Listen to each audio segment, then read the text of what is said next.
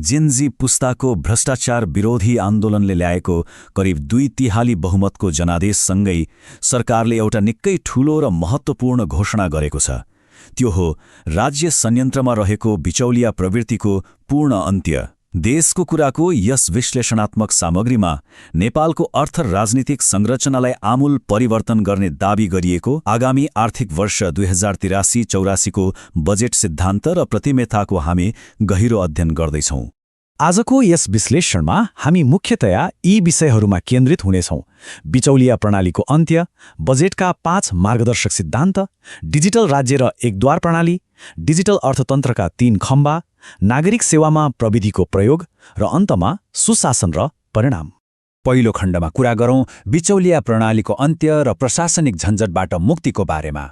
सरकारको सबैभन्दा ठूलो प्राथमिकता नै नागरिकलाई दैनिक प्रशासनिक झन्झटबाट मुक्त गर्नु हो।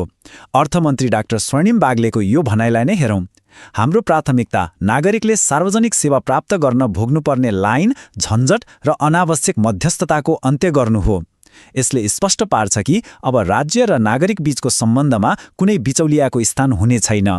यसको पृष्ठभूमि हेर्ने हो भने वैशाख 28 गते राष्ट्रपतिबाट सरकारको नीति तथा कार्यक्रम प्रस्तुत भएको थियो। त्यसैको जगमा टेकेर वैशाख 31 गते प्रधानमन्त्री बालेन शाहको तर्फबाट अर्थमन्त्रीले आगामी आर्थिक वर्ष 88-83 का लागि 40 बुँदे बजेटका सिद्धान्त र प्राथमिकताहरू संसदमा प्रस्तुत गर्नुभएको छ। अब लागौँ दोस्रो खण्डतर्फ। आगामी बजेटलाई कुन कुराले मार्गदर्शन गर्दैछ त? यी हुन् बजेट 2083-84 का 5 मार्गदर्शक सिद्धान्त। यी 5 सिद्धान्तहरू हुन्: सुशासनको लाभांश, अर्थतन्त्रको पुनः संरचना, एकीकृत पूर्वाधार, सर्वव्यापी सामाजिक उन्नयन र सफ्ट पावर अर्थात् सौम्य शक्तिको सुदृढीकरण। यसको मुख्य उद्देश्य भनेकै परम्परागत उपभोगमुखी अर्थतन्त्रलाई लगानी र नवप्रवर्तनमा आधारित ढाँचामा बदल्नु हो, जहाँ निजी सम्पत्तिको सुरक्षाको पूर्ण प्रत्याभूति हुनेछ। तेस्रो खण्डमा हामी डिजिटल राज्य र एकद्वार प्रणाली मार्फत राज्य संयन्त्रको आधुनिकीकरण कसरी हुँदैछ भन्ने हेर्नेछौँ।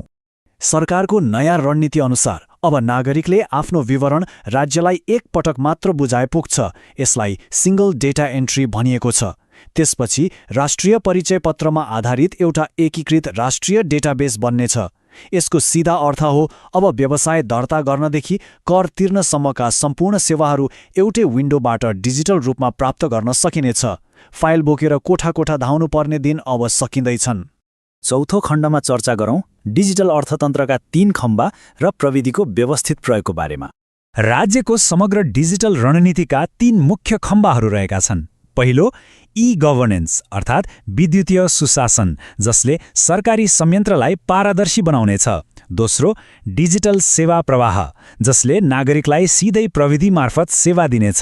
र तेस्रो, समग्र डिजिटल अर्थतन्त्र। यी तीनवटै पक्ष एक आपसमा जोडिएका छन्। यहाँनिर बुझ्नै पर्ने एउटा रोचक र महत्त्वाकांक्षी अवधारणा छ तौलरहित अर्थतन्त्र अर्थात् वेटलेस इकोनोमी। यो भनेको त्यस्तो आर्थिक मोडल हो जहाँ भौतिक वस्तुहरूको सट्टा सफ्टवेयर, क्लाउड सेवा, डेटा सेन्टर र आर्टिफिशियल इन्टेलिजेन्स जस्ता अदृश्य तर मूल्यवान सम्पत्तिहरूले अर्थतन्त्र चलाउँछन्। भौतिक स्रोत र साधनले भरिएको भारी अर्थतन्त्रबाट अब नेपाललाई एउटा आधुनिक क्षेत्रीय टेक हब बनाउने लक्ष्य यसले बोकेको छ। पाँचौं खण्डमा हेरौँ नागरिक सेवामा प्रविधिको प्रयोग अर्थात् सरकार कसरी अब मोबाइल फोनमा आउँदैछ। यसको प्रत्यक्ष प्रभाव नागरिकको दैनिक जीवनमा पर्नेछ। सरकारले करिब 10वटा अत्यावश्यक सार्वजनिक सेवाहरूलाई सिधै नागरिक एप मार्फत उपलब्ध गराउने स्पष्ट लक्ष्य राखेको छ।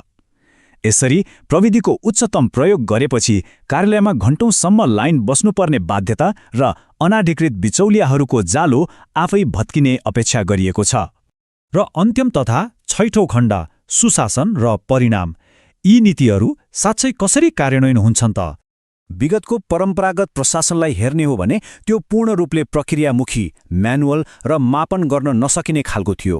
तर प्रस्तावित नयाँ शासन मोडल भने ठ्याक्कै यसको उल्टो, पूर्णतः परिणाममुखी छ। यो मोडल एउटा मिशनको रूपमा अगाडि बढ्नेछ, जहाँ कामको डिजिटल ट्र्याकिङ हुनेछ र हरेक नागरिकले ड्याशबोर्ड मार्फत सरकारको काम हेर्न सक्नेछन्। सुशासन र जवाफदेहिता सुनिश्चित गर्न केही विशिष्ट प्रणालीगत उपकरणहरू ल्याइदैछ। जस्तै डिजिटल लेखा परीक्षण, आयोजना प्रमुखहरूसँग गरिने कडा कार्य सम्पादन सम्झौता, नागरिक ड्याशबोर्ड र रियल टाइम डिजिटल ट्र्याकिङ प्रणाली। यसले शासन सञ्चालन र आयोजनाहरूको प्रगतिलाई वस्तुगत रूपमा मापन गर्नेछ।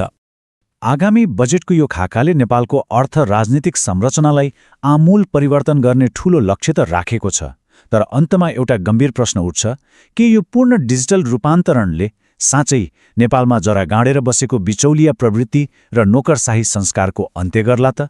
यी प्राविधिक हस्तक्षेपहरूले कत्तिको प्रभावकारी काम गर्छन् त्यो त यसको व्यावहारिक कार्यान्वयनले नै बताउनेछ। यस विषयमा उठ्ने बहस र विचारहरू तल कमेन्ट बक्समा अपेक्षित छन्। आजको विश्लेषणात्मक सामग्रीबाट हामी बिदा हुन्छौं।